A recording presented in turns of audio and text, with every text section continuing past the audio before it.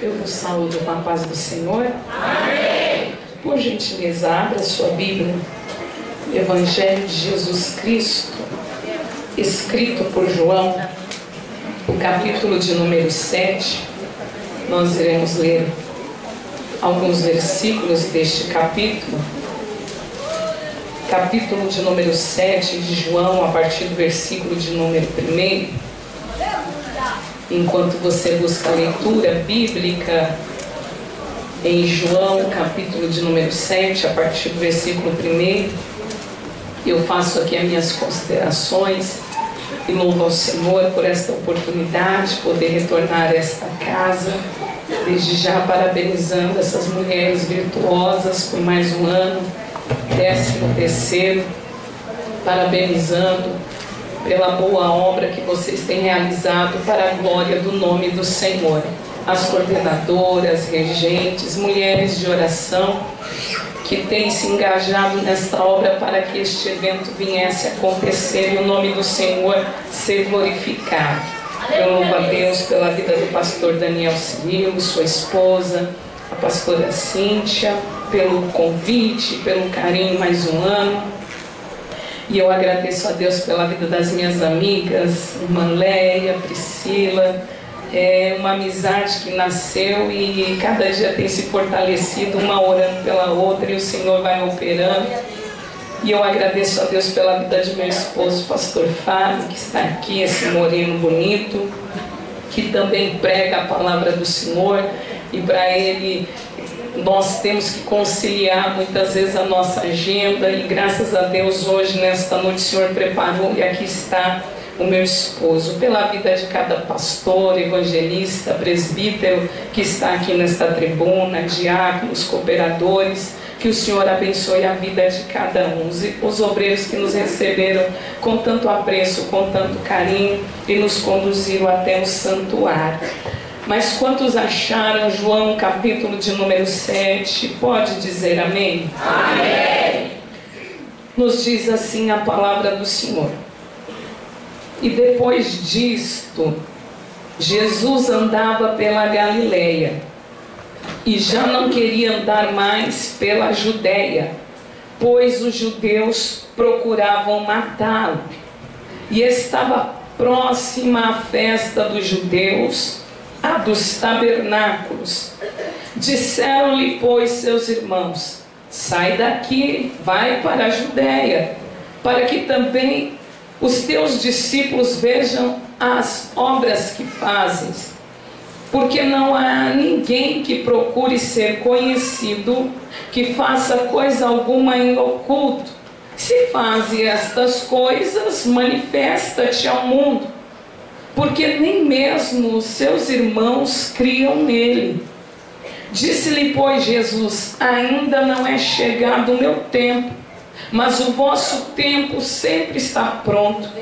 O mundo não vos pode odiar, mas ele me odeia a mim, porquanto dele testifico que as suas obras são más. Subi vós a esta festa. Eu não subo ainda a esta festa, porque ainda o meu tempo não está cumprido. Mas quando seus irmãos já tinham subido à festa, então subiu ele também, não manifestadamente, mas como em oculto. Ora, os judeus procuravam-no na festa e diziam: onde está ele? Havia uma grande murmuração entre a multidão a respeito dele. Diziam alguns: ele é bom. Outros diziam: não, antes engana o povo. Todavia ninguém falava dele abertamente por medo dos judeus. Mas no meio da festa, Jesus subiu ao templo e ensinava.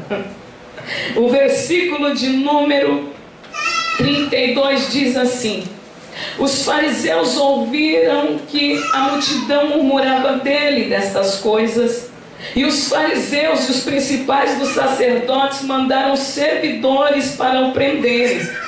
Disse-lhe, pois, Jesus: ainda um pouco de tempo estou convosco, e depois vou para aquele que me enviou. Vós me buscareis e não me achareis, e onde eu estou, vós não podeis ir. Disseram, pois, os judeus uns para os outros: para onde irá este que não o acharemos? Irá porventura para os dispersos entre os gregos e ensinará os gregos? Que palavra é esta que ele disse: buscar-me-eis e não me achareis? E aonde eu estou, vós não podeis ir. E no último dia, o grande dia da festa, Jesus pôs-se em pé e clamou, dizendo: quem tem sede, venha a mim e beba. Quem crê em mim, como diz a Escritura, rios de água viva correrão do seu ventre. Aleluia. Louvado e engrandecido seja o nome do Senhor. Orando a Deus mediante o tema de Malaquias, capítulo 3, verso 18, sobre uma diferença em quem serve a Deus e quem não serve. E o subtema que as irmãs colocaram sobre mulheres que fazem a diferença. Confesso que estudei, confesso que orei, mas o Espírito do Senhor fez o meu coração arder com esse texto sagrado, no último dia da festa. E não é coincidência, não é acidente de percurso essa mensagem. Tem direção certa, tem coração certo, tem vida certa nesta noite para ouvir esta palavra. Quando olhamos para este Evangelho de Jesus escrito por João, nós vemos que ele começa a sua escrita não falando de presépios, não falando de manjedoura, não falando de anjos se apresentando a pastores e cantando. Não, o evangelho que João vem escrever, ele começa dizendo da revelação do Verbo, que ele veio de uma forma sobrenatural. Quando olhamos para o capítulo 1, João já vem trazer um resumo do que ele quer tratar em todo o contexto que ele vai escrever. João vem falar da revelação do Verbo, João vem falar da rejeição do Verbo, mas João também vem falar da aceitação do Verbo. E João, ele tem uma maneira clara de apresentar Jesus de uma maneira soberana. Sim, os demais também escreveram o Evangelho, cada um com a sua escrita e cada um com uma revelação dada por Deus da pessoa bendita do Senhor Jesus. Mateus escreve acerca do Rei, Mateus apresenta-nos Jesus como Messias, Marcos nos apresenta ele como servo sofredor. E Marcos não focou tanto nas ministrações ou na fala de Jesus. Marcos focou na labuta, no seu trabalho como servo. Quando olhamos para Lucas, Lucas o apresenta como filho do homem. Mas Jesus agora no Evangelho, a qual ele dá a João, ele apresenta-o como Jesus, o Filho de Deus. E nós vemos a grandeza desta escrita, nós vemos a grandeza da pronúncia que João apresenta Jesus. Ele vem trazer Jesus de uma maneira própria, singular, de uma maneira espetacular. Mas quando nós olhamos para o capítulo de número 7, após escrever 6 capítulos neste Evangelho, apresentando Jesus numa trajetória, realizando várias coisas, João vem dizer-nos que Jesus já não queria andar mais pela Judeia, porque os judeus o procuravam para o matar. Jesus já havia feito muitos milagres, Jesus já tinha deixado os judeus de cabelo em pé, Jesus já tinha calado boca de fariseu, Jesus já tinha manifestado coisa grande. Agora ele se levanta não para buscar, ele se levanta para o matar. E Jesus agora não quer mais ir na Judeia, e em Jerusalém vai ter uma festa. E o povo judeu é povo festivo, pois o próprio Deus é um Deus de alegria, é um Deus de festa, a ponto que no Antigo Testamento 7 festas eram obrigatórias à presença dos varões para subir até Jerusalém, mas entre as 7, 3 são as principais: a festa da Páscoa, a festa do Pentecoste e a festa dos tabernáculos. Jesus vem dizer, João, que eles estão na festa do tabernáculo ou na festa das cabanas. Quando a gente olha essa situação, os irmãos de Jesus, Jesus não era aceito na sua própria família. Jesus não era muito bem-vindo no meio dos seus próprios irmãos. E por quê? Porque eles não acreditavam que ele era o Messias. Eles não acreditavam que Jesus era o Filho de Deus. Então, eles começam a tirar chacota. Eles dizem, olha, vai ter uma festa e uma festa importante. Por que você não sobe lá no meio dos judeus e começa a fazer milagres aleatórios? E começa a puxar milagre de rodo? Porque quem quer ser conhecido, quem quer ser visto, manifesta logo-se publicamente. Mas Jesus não veio fazer mega show. Jesus não veio fazer espetáculo. Jesus veio restaurar, veio libertar, veio transformar. Jesus olhou para eles e falou, eu não vou subir para essa festa agora. Se vocês quiserem subir, pode ir à vontade. A minha hora não chegou. E os irmãos de Jesus vão se mostrando, vão se apresentando. Mas o texto diz que no meio da festa, Jesus resolveu chegar. No meio da festa, Jesus resolveu ir. Olha para esse crente e diga, mais uma noite Jesus resolveu chegar. Mais uma noite Jesus resolveu estar aqui. Oh, Espírito de Deus. Os irmãos deles vai se apresentando. O texto diz aonde a gente leu que Jesus vai em oculto. Aleluia!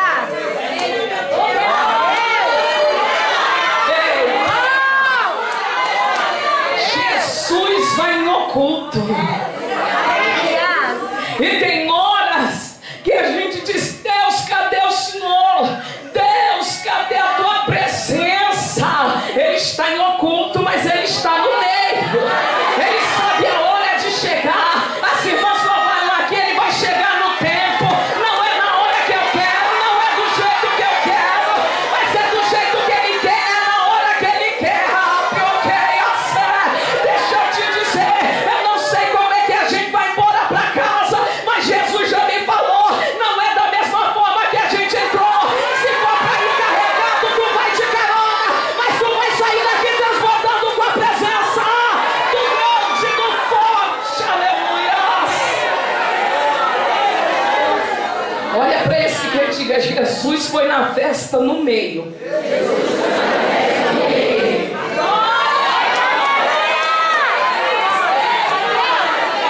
Agora pergunta para esse crente pentecostal que está do teu lado. Diga, por que no meio?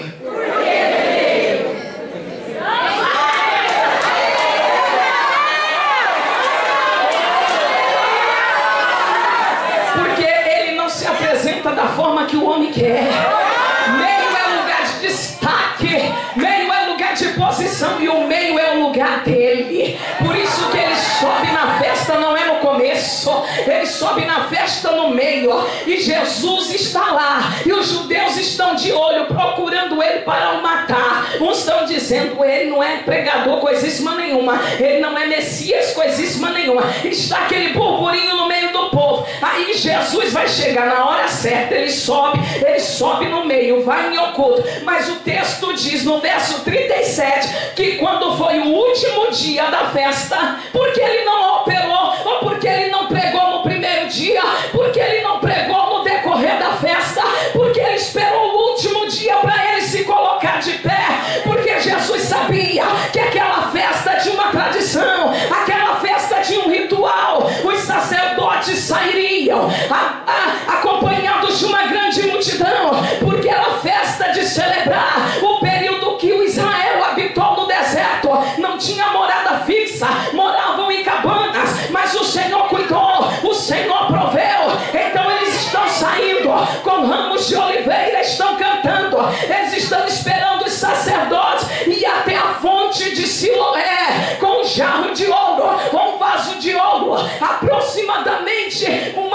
dia de 1 litro de água. E Jesus está esperando o ritual, porque tem pessoas que se acostumam com a mesmice, se acostumam somente com o ritual. Mas quando Jesus chega, que ele vem para o meio, o negócio é diferente. Tem novidade, tem coisa nova. Aleluia! Jesus está esperando o ritual, a cartilha deles. Eles vão para a fonte de Siloé ou para o tanque, pegam a água. A multidão está salmodiando, a multidão está dizendo, Isaías 12, verso 3: com alegria saireis à fonte de água e recebereis salvação. E eu imagino Jesus de pé, olhando aquele ritual, dando uma olhadinha para a liturgia deles, para a mesmice que eles estavam acostumados, somente com 1 litrinho de água, coisa pouca demais. E eles vão até a fonte. Dentro do templo ficavam os levitas com um clarim ou com uma trombeta, porque ao toque da trombeta o sacerdote vinha com um jarro de água e os outros já estavam lá dentro para pegar a água ao toque da trombeta e derramar no altar do holocausto. Aí quando Jesus olha que eles já fizeram todo o ritual, que já acabou-se a cartilha, Jesus se coloca de pé no último dia da festa. Jesus se colocou de pé no meio e começou a dizer: quem é que tem sede de verdade? Quem é que tem sede mesmo? Quem é que está sedento de verdade? Esse litrinho de água aí não vai saciar vocês, mas quem tem sede? Quem tem sede?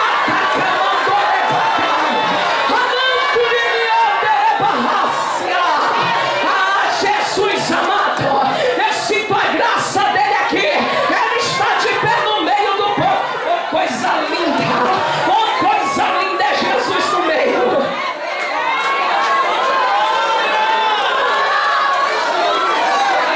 É o segundo ano que eu prego aqui, pelo carinho dos irmãos e bondade de Deus. Mas eu gosto de pregar aqui. Aqui Jesus predomina. Aqui não tem mesmice. Aqui não tem cartilha. Porque tem púlpitos que você vai pregar que já tem aquela cartilha. Você tem que fazer assim, assim, assim, assim, assim. Que se sair fora já não é mais Deus. Não, Deus predomina. Ele é Senhor. Se Ele quiser ficar de pé no meio da festa, Ele vai bradar. Ele tem liberdade. E porque Ele tem liberdade, Ele está no nosso meio aqui. Ele vai batizar no Espírito Santo. Ele vai renovar a crente neste lugar. Eita, meu Deus! Olha para esse crente, que a posição do meio é de Jesus. A posição do meio é de Jesus. E essa posição do meio, ela é muito cobiçada. Quando os fariseus perceberam que Jesus está no meio, está pregando, dizendo: quem tem sede, vem a mim, e rios de água viva correrão do seu ventre. Um começou a olhar para o outro e falou: que negócio é esse aí? Quem é que está no meio ali? É ele de novo? Aí um olha para o outro e diz: cala a boca, ele é profeta. O outro diz: não é não, isso aí é um enganador. Aí Nicodemos, que teve um encontro com ele de noite no capítulo 3, e Jesus, ele é clássico. Jesus, ele é extraordinário. Ele trata cada um de nós de uma forma, conforme a nossa estrutura. E na cabeça de doutor Nicodemos, Jesus deixou um ponto de interrogação. O doutor coçou a cabeça, porque ele achava que para fazer parte do reino tinha que entrar em alguma clã, aristocracia sacerdotal. E ele quer saber como é que faz para ser, aleluia, integrante do reino. Jesus olhou para ele e falou: Nicodemos, deixa eu te falar uma coisa. É necessário o homem nascer de novo. Aí o doutor olhou e falou: mas como é que pode um homem ser grande, entrar no ventre da mãe e nascer de novo? Jesus olhou: rapaz, tu conhece letra, tu tem todo o conhecimento, mas essas coisas aqui você não entende. Eu não estou falando de nascimento carnal, eu estou falando que aquele que quer entrar no reino tem que nascer na água.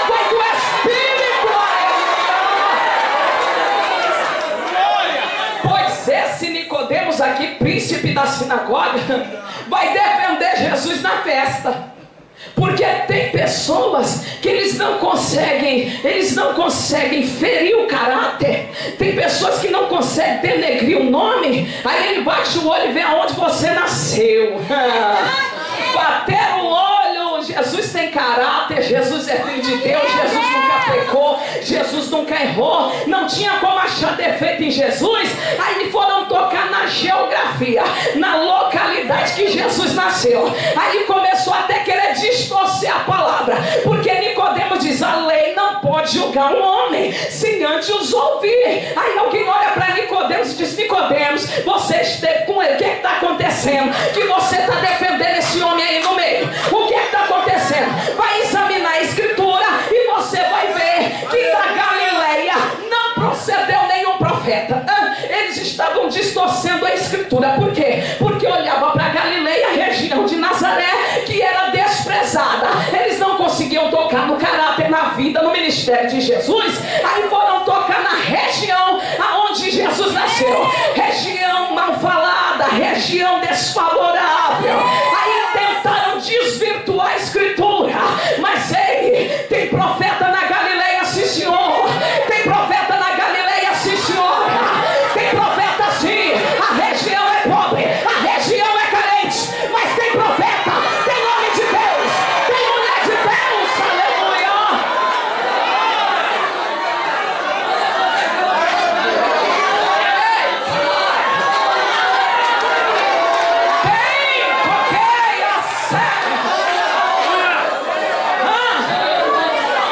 Jonas era profeta natural de Gat-Hefer, região da Galileia. Malaquias e Naum eram da região da Galileia.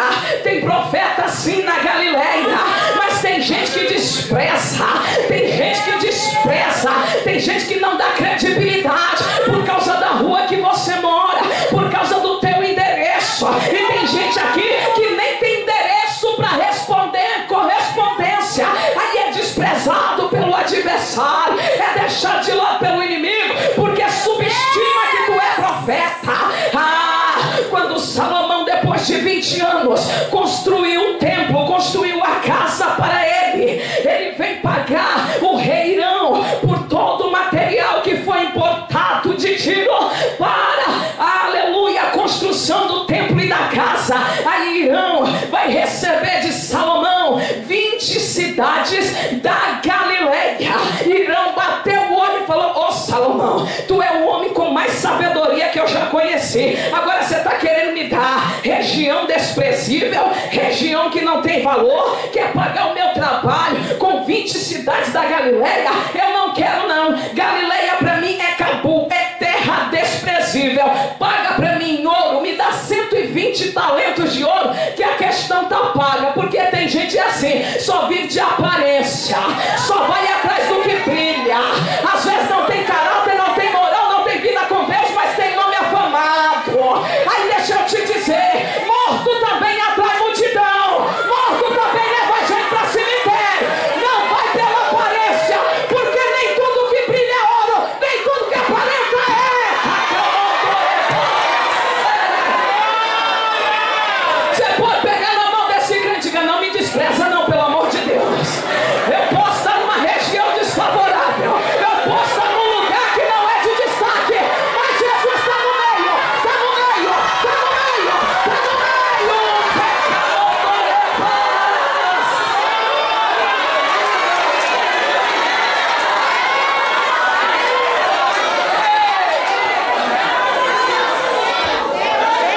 Tem profeta, tem profeta.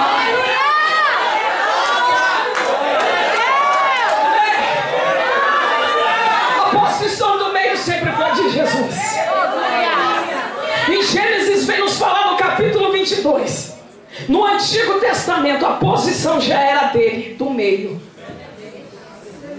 O Senhor pede a Abraão Isaac. Isaac vai subir com Abraão, seu pai, até o Monte Moriá. 2 moços o acompanham. Abraão vai subir para sacrificar. Quando Quando chega no meio do caminho, Isaac pergunta: papai, estou vendo a lenha, eu estou vendo o fogo para acender, mas cadê o cordeiro? Abraão diz: Deus vai prover o cordeiro, Isaac. Ele vai prover, fique em paz. Eles sobem até o monte. Abraão arruma um altar, amarra o menino, deita ele no holocausto, deita ele no altar para ser o holocausto. Mas ali tem um mistério, ali tem um segredo. Aquele lugar ali não é de Isaac, aquele lugar ali é no meio. Mas como no meio, Adriana? Eles subiram até o topo do monte. Eles estão no meio. Geograficamente, pela lógica humana, eles estão no topo, mas pela ótica de Deus, Abraão e Isaac estão no meio. E o meio não é lugar de Isaac, porque os dois moços ficaram lá embaixo ao pé do monte. Abraão sobe e arruma o seu altar. Só que acima de Abraão tem o Deus assentado no trono. Abraão está no meio, Abraão está com Isaac no meio. Aí quando Abraão vai imolar o menino, Deus brada do céu e diz: Abraão, não faz isso, esse lugar não é de Isaac, esse lugar é do cordeiro, do cordeiro, do cordeiro, do cordeiro. Abraão levanta a mão em adoração e diz: nós viemos para o meio, e no meio Deus proverá, Deus proverá. Levanta a tua mão aí, crente. Deus vai prover no meio da tempestade, Deus vai prover no meio da tribulação, Deus vai prover no meio da prova, no meio da luta, no meio da dor. Adora Jesus, porque Ele está no meio.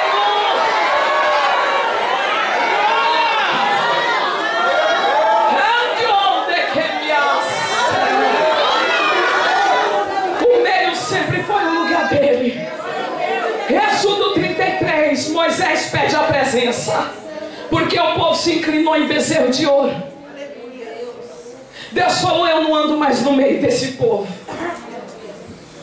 O anjo vai com vocês, Moisés, mas a minha presença no meio não vai. Só que quem já experimentou presença não aceita menos que a presença. Anjo é uma bênção, anjos são ministradores de Deus ao nosso serviço, mas a presença é insubstituível. Moisés bateu e disse: Deus, pois se a tua presença não for conosco no meio, a gente não arreda o pé desse lugar. Aí Deus gostou, porque alguém quis a presença dele no meio e diz: eu vou contigo no meio, eu vou estar contigo no meio, eu vou andar contigo no meio. Oh meu Deus do céu, aleluia, a posição do meio é dele. Josué vai atravessar o Jordão, mas para atravessar o Jordão pode ter sacerdote, pode ter levita, pode ter liderança, mas se não tiver a presença, o Jordão não abre ao meio, o Jordão não respeita quem não tem presença, não, porque o Jordão já tinha feito uma associação com o Deus do céu. Jacó passou o Jordão, Elias bateu a capa, o Jordão abriu.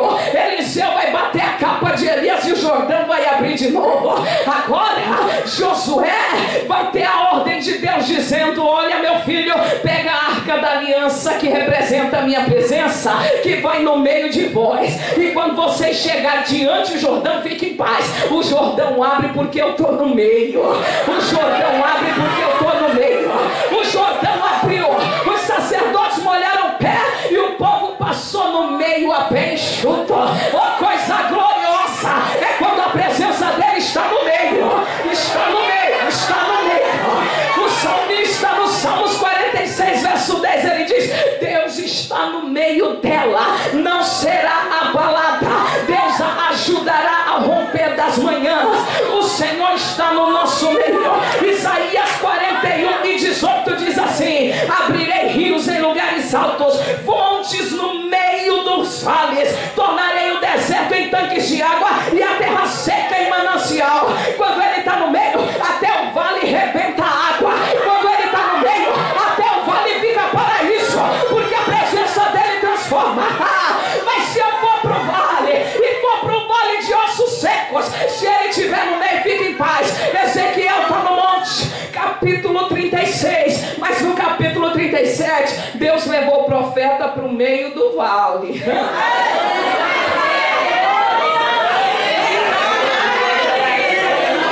No deserto ele diz que vai abrir rios no meio do vale. E agora no meio do vale de ossos secos. O profeta olhou, capítulo 37, o Senhor diz: ei, profeta, e aí?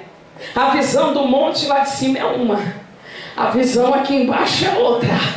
Poderão esses ossos reviver? O profeta olhou para o Senhor e diz: o Senhor que sabe. Ele diz: é você mesmo, só abre a tua boca e profetiza, porque a minha palavra coloca até exército que está morto com ossos secos de pé. Se ele estiver no meio, Ezequiel abre a boca e profetiza, e o Senhor veio para o meio do vale de ossos secos. De repente houve o ruído, houve o rebuliço, houve o mover, foi osso juntando com osso, foi carne estendendo-se, foi nervo crescendo, foi pele crescendo. E tem uma coisa, começou pelo menor, é o menor que faz a diferença. Quem é que ouviu a voz do Senhor? Foi o menor osso do corpo humano, o estribo. Oh, coisa gloriosa, a diferença é no menor. O menor não confia no braço, não confia na força, mas o menor vai na dependência que Jesus está no meio.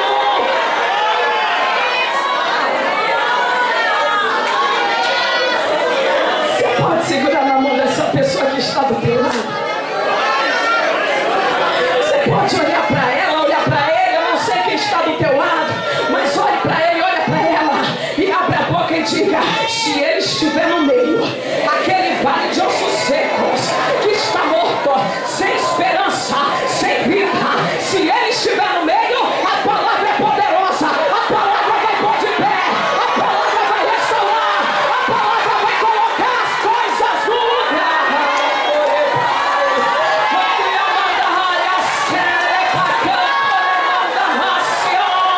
A sociedade diz: não tem jeito, tá morto nas drogas, tá morta na prostituição. Jesus está dizendo: me convida para o meio, que eu faço ficar de pé, eu faço dar a sério.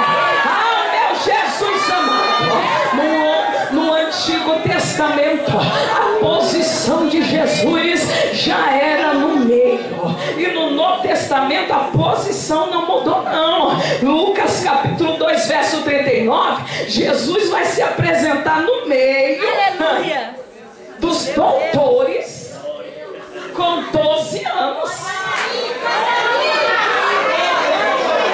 E eu fiquei olhando esse texto, porque também era uma festa em Jerusalém, e subiu Maria, subiu José, subiu Jesus. E aí Maria e José acostumados com a mesma coisa. E quando a gente entra na rotina, se sair fora um pouco da rotina, a gente perde alguma coisa. Eles subiram achando que ia ser a mesmice, subir, cultuar e voltar e vir embora. Só que Jesus já sabia, apesar de 12 anos de idade, que a sua posição era no meio. Maria e José perderam Jesus.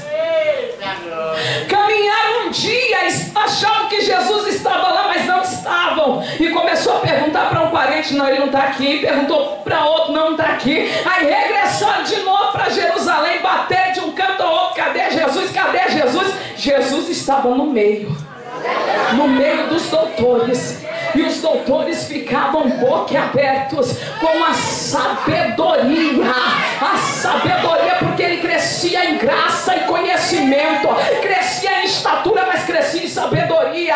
E coisa gloriosa é quando Jesus está no meio, as coisas são diferentes, são diferenciadas, as coisas nos deixam perplexos, as coisas nos deixam de boca aberta quando Jesus está no meio. Maria encontra Jesus, mas João capítulo 7 verso 14, como já discorri aqui, Jesus subiu no meio da festa. Jesus se pôs de pé no último dia da festa, porque ele sabia que o seu lugar era no meio. Talvez as coisas não estejam dando tão certa como você queria, mas convida Jesus para o meio, para você ver a diferença. Convida Jesus para o meio, porque Mateus diz no capítulo 18, verso 20, que onde estiver 2 ou 3 reunidos no nome dele, ele está no meio. Tem 2 aqui reunidos no nome de Jesus? Tem mais de 2 reunidos? Tem, porque ele está no meio, ele está no meio, ele está no meio dessa festa para operar, para salvar, para libertar, para curar, para fazer coisas grandes aqui. Essa festa não foi marcada pelo ministério Adão somente, na agenda da igreja não, ela foi criada no coração de Deus, marcada na agenda do Senhor, parafraseando assim, porque Deus não tem agenda, Deus tem memorial, e ele diz, é no último dia que eu vou surpreender gente naquele lugar, eu vou marcar uma proporção tão grande, que vai virar notícia aqui na Rua Flávia, vai virar notícia no bairro que você mora, na tua congregação, aleluia. Jesus está no meio. Jesus está no meio. Vem nos dizer, João capítulo 6, verso 6, os discípulos no barco, e Jesus vai andar no meio de uma tempestade. O meio é dele. Vem nos dizer, Lucas no capítulo 5, verso 17, que Jesus está ensinando em uma casa, e a casa estava cheia. E alguém percebeu com seus amigos que Jesus estava no meio. Tem um amigo que é impossibilidade de andar, não tem possibilidade de se locomover porque é paralítico. Mas os 4 amigos olham para o outro e dizem, rapaz, tem uma casa ali, tem uma congregação ali, tem um congresso ali, que Jesus está no meio. Mas como é que a gente entra? A casa está cheia demais, pela porta da frente não dá. Mas quem tem sede sabe que ele está no meio, faz o que ninguém faz. Muita gente ficou só na porta, se contentando com pouco. Os 4 vão subir no telhado, vão destelhar a casa, mas que o amigo vai lá pro meio também para ser curado, vai.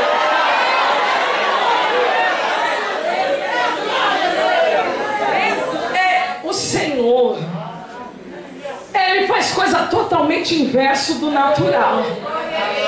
E ele gosta quando a gente entra no querer dele também, faz coisa que ninguém está fazendo. Não era normal uma visita entrar pelo telhado, não era normal. Mas quando alguém entende que Jesus está no meio, ele vai fazer loucura só para estar perto. Então eles começam a destelhar. Quem sabe o dono da casa olha para cima, o que está acontecendo aí? Será que estão atirando pedra? Será que alguém está fazendo alguma coisa? Arrombando meu telhado? Daqui a pouco somente uma maca começa a descer, uma cama com o homem começa a descer e vai para o meio, diz Lucas, vai para o meio. Aí Jesus gostou daquela atitude deles e falou, os teus pecados estão perdoados.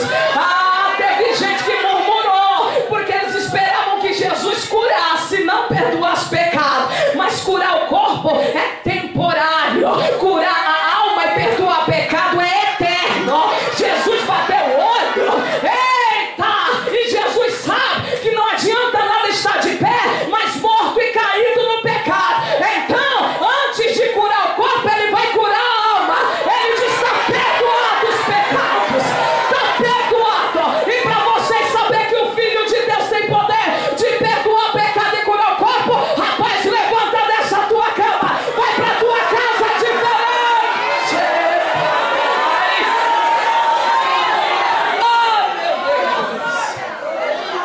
A posição dele é no meio. Ele não poderia ser crucificado em outro lugar. Mateus capítulo 27, verso 32 diz que ele foi crucificado aonde? No meio. No meio de 2 ladrões. No meio. Um olhou e falou, tu é o Filho de Deus, desce dessa cruz. O outro diz, rapaz, você não está entendendo a posição desse homem. Os judeus estão acusando ele de um crime que ele não cometeu. A gente está aqui nessa posição porque nós cometemos crime, mas esse homem do meio, ele olha para Jesus que está no meio e diz: lembra-te de mim quando o Senhor entrar no teu reino. Jesus olhou e falou: hoje mesmo estará comigo no meu paraíso. Por quê?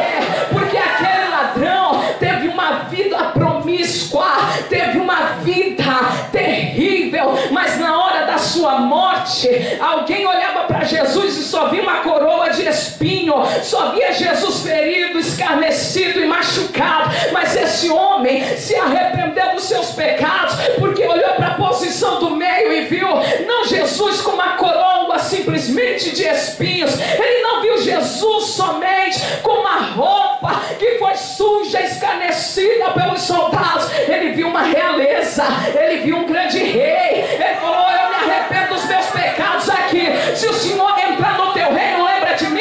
Jesus falou: por que você acha que eu estou aqui no meio? O meio é lugar de salvação, o meio é lugar de redenção, o meio é lugar de salvação e libertação. É como se Jesus dissesse: Adão e Eva pecaram no meio do jardim, pecaram no meio do paraíso, comeram da árvore que estava no meio e perderam a presença de Deus. Jesus não estava no meio por um acaso, Jesus não estava no meio à toa. A posição do meio é dele e ele foi crucificado no meio. A multidão estava zombando, a multidão estava escarnecendo, mas Paulo vem dizer em Colossenses capítulo 2, verso 14 a seguir, que enquanto a maioria está zombando, Jesus lá no meio está pegando toda a cédula de acusação, toda a cédula contrária, e cravando na cruz. A multidão está dizendo: desce. A multidão está zombando e Jesus está no meio.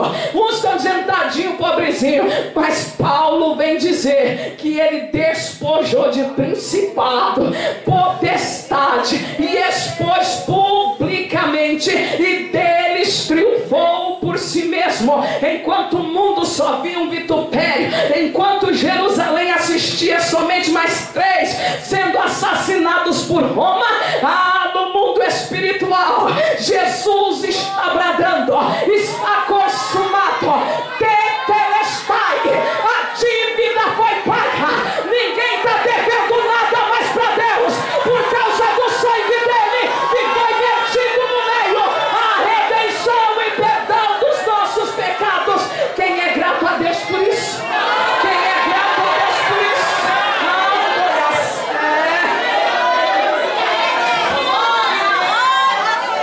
Quando ele ressuscita, para onde ele vai? Diz João no capítulo 20, verso 19, que ele vai para o meio dos discípulos levar paz.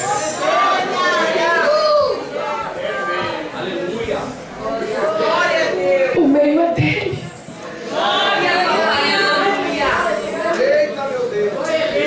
Agora tem uma das posições que ele não está no meio. Ele está no meio para salvar, está no meio para perdoar, está no meio para restaurar, esteve no meio para pagar a dívida. Agora, uma das posições que ele não esteve no meio é justamente em 2ª carta de Paulo aos Coríntios, capítulo 13, verso 13. A graça do Senhor Jesus, o amor de Deus, a comunhão do Espírito Santo sejam todos. Amém. Eu falei: parece que a ordem aqui está errada, porque a posição do meio é de Jesus. Mas o Senhor falou: não tem como chegar no amor de Deus se não abraçar a graça de Jesus antes. Não tem como ir até a Deus se não passar por Jesus, a graça do Senhor. Não tem como receber perdão de Deus se não passar por Jesus primeiro. Então aqui na bênção apostólica, Paulo não errou a posição de Jesus, não, com a graça primeiro, o amor depois. Para você chegar no amor de Deus, você tem que passar pela graça de Jesus.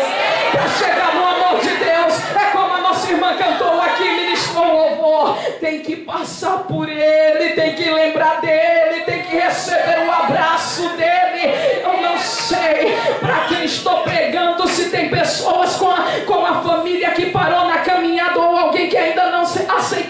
Jesus, ou se todo mundo aqui é crente, eu sei que a graça de Jesus vai nos envolver. E quando a graça dele nos envolver, ele nos leva até o amor de Deus. E aí quando a gente chega no amor de Deus, vem a consolação do Espírito Santo, vem o abraço do Espírito Santo. Você está sentindo aí a comunhão? Você está sentindo aí a graça?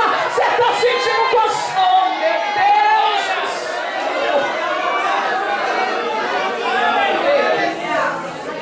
E tem uma coisa: Jesus foi o único homem que dividiu a história no meio.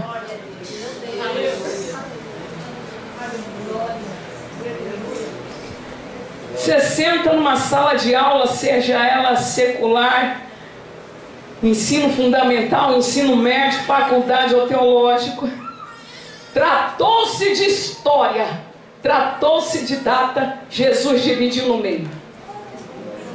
E dividiu com o quê? Com o nascimento dele. Quando Jesus nasceu, o calendário gerou ano domine agora. Antes de Cristo, Jesus nasce, dividiu a história no meio. Agora é depois de Cristo. Aí eu entendo que quando ele vem para o meio da nossa história, o negócio muda. Aí eu entendo porque aqueles homens levaram aquela mulher em ato de adultério e Jesus estava escrevendo na areia.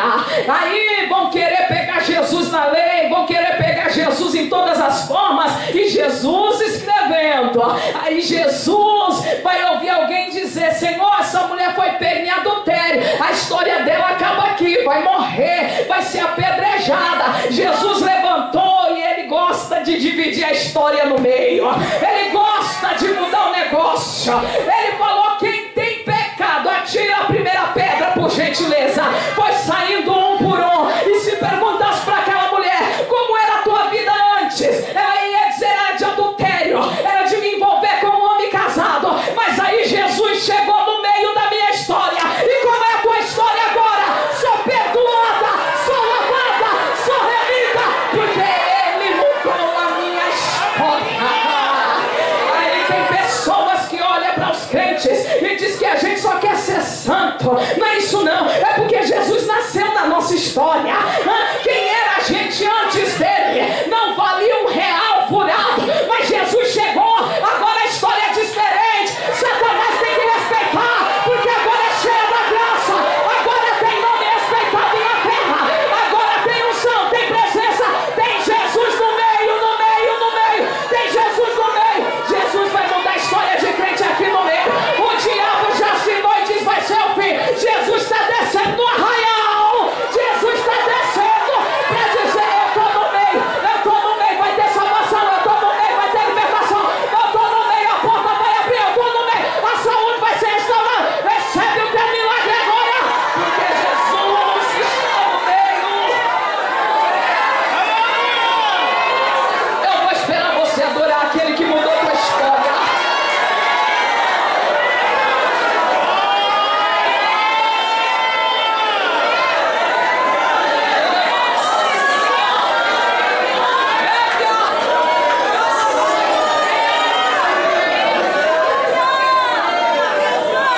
Ele muda a história no meio.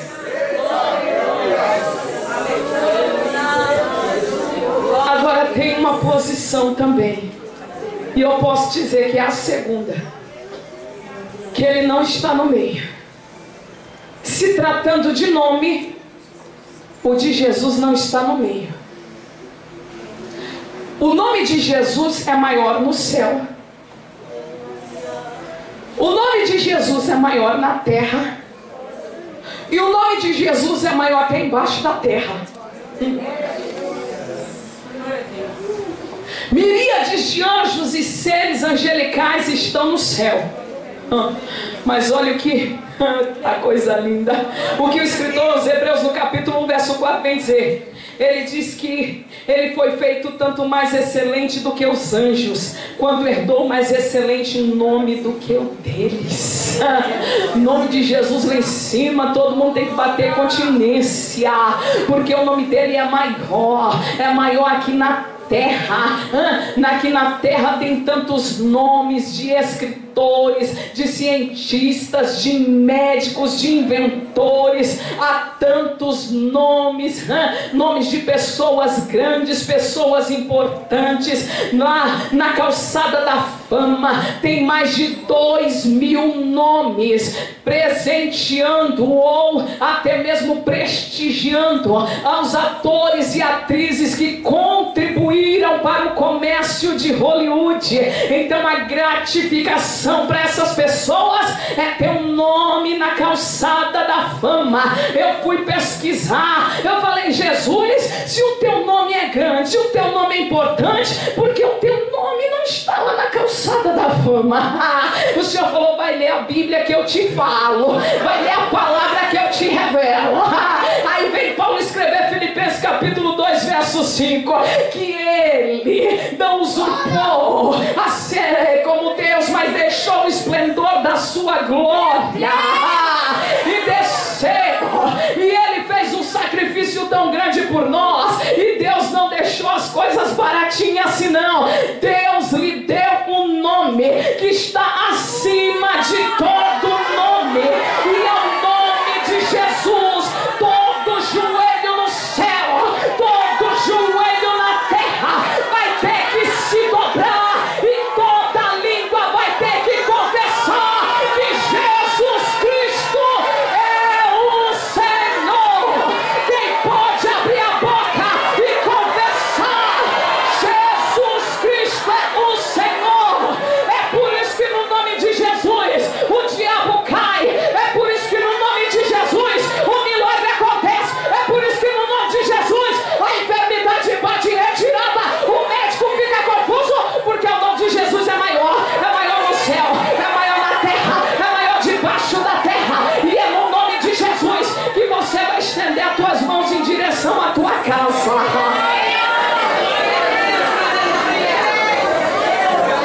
Vai orando em direção à tua casa em nome de Jesus.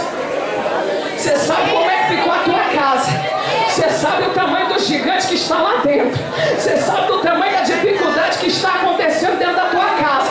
Você está chegando aqui sorrindo, mas só Jesus sabe, porque Ele anda contigo no meio. E Jesus está dizendo: vai aí clamando, vai aí clamando pelo meu nome, porque meu nome não está na calçada, o meu nome está acima, o meu nome não está abaixo, o nome dele é soberano, o nome dele é poderoso, o nome dele é maior, o nome dele é tremendo, o nome dele é forte, o nome dele é invencível, o nome dele é inabalável, o nome dele faz, o nome dele opera, o nome dele acontece, porque é o nome de Jesus. Jesus, o meu camandu e a céu declararam que a Bahia é de todos os santos, mas nós vamos declarar: o Brasil é de Jesus, o Brasil é do Senhor, a tua casa é de Jesus, a tua família é de Jesus, o teu ministério é de Jesus. Ele está no meio, ele está no meio, ele está no meio, ele está no meio.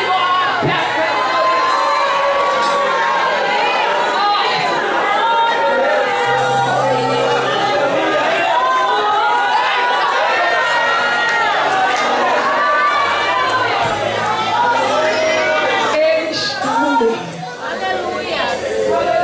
E aqui eu fecho para eu orar com você. Quando ele chega, que ele vem para a posição do meio, as coisas mudam. Apocalipse capítulo 5, aqui eu fecho. João é arrebatado em espírito. Nem no céu, nem na terra, nem debaixo da terra achou alguém digno para abrir ou olhar para aquele livro. Aí João começa a chorar. Só que o ancião brada dizendo: João, não chores. Eis aqui o leão da tribo